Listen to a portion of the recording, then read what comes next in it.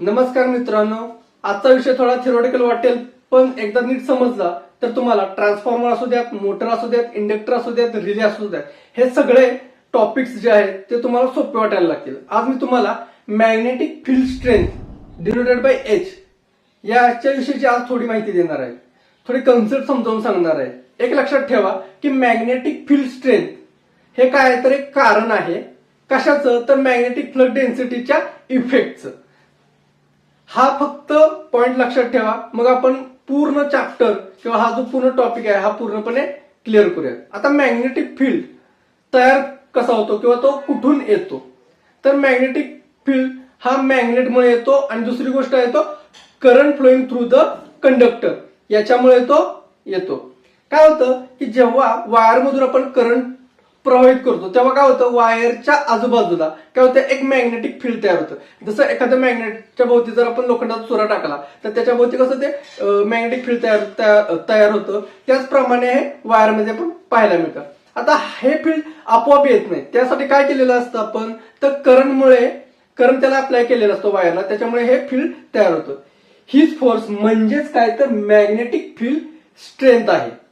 आता magnetic field strength म्हणजे काय?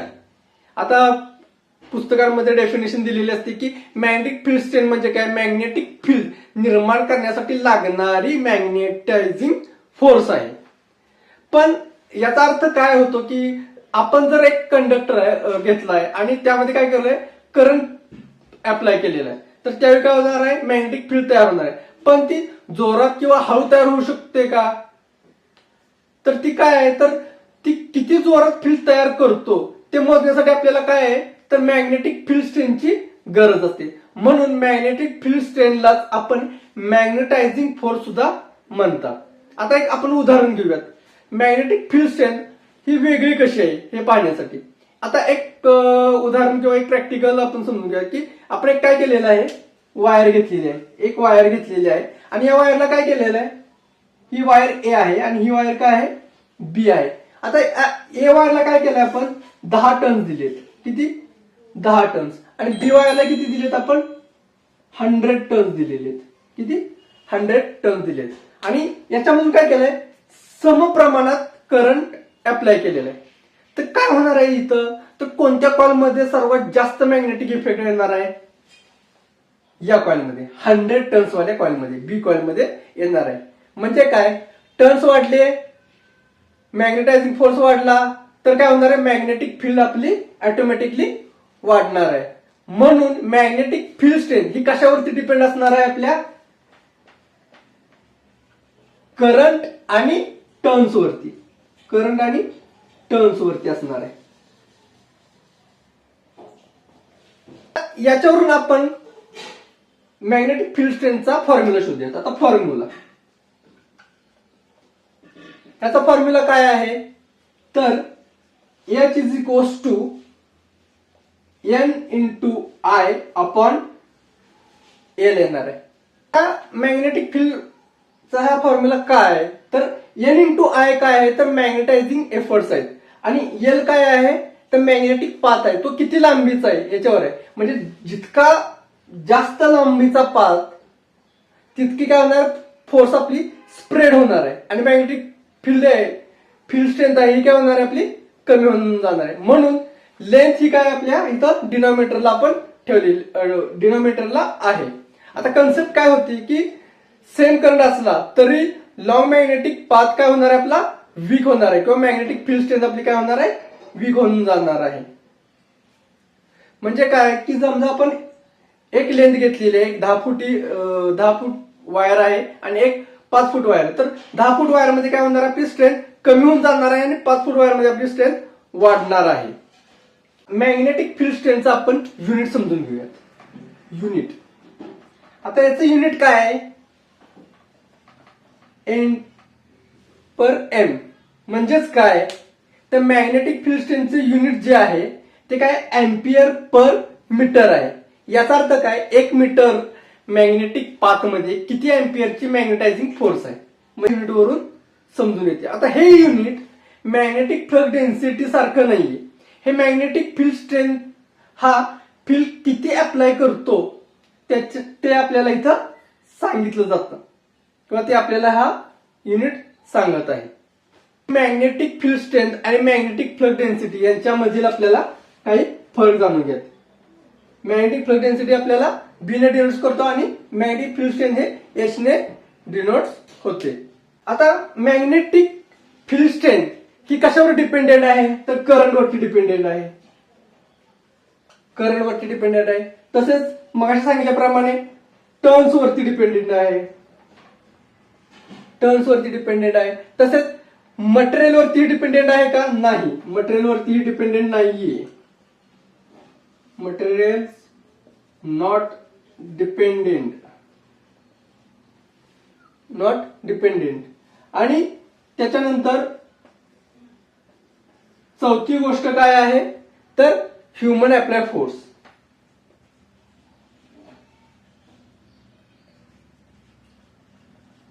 या चारही गोष्टींवरती आपली मॅग्नेटिक फील्ड स्ट्रेंथ डिपेंड आहे. पण आता फ्लक्स हे कशावरती डिपेंड असणार आहे आपलं, जसं की मी पहिल्या व्हिडिओमध्ये पण तुम्हाला सांगितलं, फ्लक्स हे मटेरियल वरती डिपेंड असणार आहे. हे मटेरियल वरती डिपेंड असणार आहे. त्याचबरोबर हे परमिबिलिटी काय आहे तर परमिबिलिटी वरती डिपेंड आहे. ही गोष्ट म्हणजे त्याच्या रिझल्ट वरती डिपेंडिंग आहे. काय फ्लक्सच्या डिपेंडिंग, मॅग्नेटिक फ्लक्सच्या रिझल्ट वरती डिपेंड आहे. आता आपण हे मॅग्नेटिक फ्लक्स आणि मॅग्नेटिक फील्ड स्ट्रेंथ यांच्यामध्ये काय रिलेशन आहे हे आता आपण जाणून घेऊया. आता यांचं रिलेशन मध्ये काय आहे तर magnetic flux is equal to permeability into magnetic field strength. जर का आयरन कोर असेल आणि त्याच्यावरती जर वायर गुंडळले असेल तर परमिबिलिटी काय होणार आहे,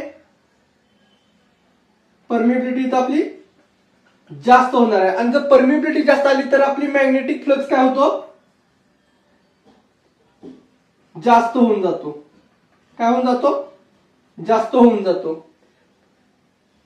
पण हे कशात होतं, आयरन कोर मध्ये होतं. हे कशात होतं, आयरन कोर मध्ये होतं. सेम एअर कोर मध्ये काय होणार आहे, एअर कोर मध्ये याचं उलट होणार आहे. जर परमिबिलिटी कमी असेल, परमिबिलिटी जर कमी असेल तर मॅग्नेटिक फ्लक्स सुद्धा काय होणार आहे आपलं, कमी होऊन जाणार आहे. हे यांच्यामध्ये असणारं एक को रिलेशन इथं आपल्याला पाहायला मिळतं. किंवा आपण असे म्हणू शकतो की same magnetic field strength, same magnetic field strength ही डिफरंट मॅग्नेटिक फ्लक्स डेन्सिटी वरती डिपेंड असू शकते. मॅग्नेटिक सर्किट समजण्यासाठी आपल्याला काही त्याच्या मागच्या गोष्टी माहित असणं गरजेचं आहे. जसं की मी कालच्या व्हिडिओमध्ये पण तुम्हाला सांगितलेलं आहे की इलेक्ट्रिक सर्किट आणि मॅग्नेटिक सर्किट, मॅग्नेटिक सर्किट मध्ये काय गोष्टी महत्वाच्या आहेत. जसं की इलेक्ट्रिक सर्किट मध्ये आपल्याला पहिली गोष्ट काय, व्होल्टेज महत्वाचा आहे. दुसरी गोष्ट करंट महत्वाचा आहे. आणि तिसरी गोष्ट काय, रेझिस्टन्स महत्वाचा आहे. सेम मॅग्नेटिक सर्किट मध्ये काय असणं गरजेचं आहे तर मॅग्नेटिक फील्ड स्ट्रेंथ म्हणजेच एच महत्वाचा आहे. त्यानंतर फ्लक्स महत्वाचा आहे, त्याचं फ्लक्स डेन्सिटी महत्वाची आहे. आणि त्याच्यानंतर सर्वात महत्वाची गोष्ट काय तर रिएक्टन्स. काय आहे तर रिएक्टन्स. रिएक्टन्स आपल्याला इथं महत्वाचा पाहायला मिळतो. व्होल्टेज लावल्याशिवाय करंट येत नाही, तसंच मॅग्नेटिक फील्ड स्ट्रेंथ शिवाय मॅग्नेटिक फ्लक्स आपल्याला इथं येणार नाही. आता मॅग्नेटिक फील्ड स्ट्रेंथ ही काय आहे तर एक डिराइव्ह फोर्स आहे. जसं की मी काय करूयात, एक उदाहरण सोडवूयात आणि त्याच्यावरून मी तुम्हाला हे मॅग्नेटिक फील्ड स्ट्रेंथ कशा प्रकारे डिफाईन होती किंवा कशा प्रकारे सांगता येते हे तुम्हाला सांगायचा प्रयत्न करेन. आता काय आपण घेऊयात की एक एक्झाम्पल मध्ये आपण काय केलेलं आहे, नंबर ऑफ टर्न्स किती घेतले आहेत, 200 घेतलेले आहेत. 200 काय घेतले, टर्न्स घेतलेले आहेत, टर्न्स आहेत. आय किती आपण घेतलेला आहे तर 1.5 एम्पियर घेतलेला आहे. आणि त्याच्यानंतर एल किती आहे आपलं 0.4 मीटर आहे, 0.4 मीटर आहे. मग ऍज पर आपला फॉर्म्युला काय होतो, आपण फील्ड स्ट्रेंथ काढणार आहोत, मॅग्नेटिक फील्ड स्ट्रेंथ काढणार आहोत. तर ती कशी होणार आहे, आपल्या फॉर्म्युला काय आहे तर H is equals to N into I upon L.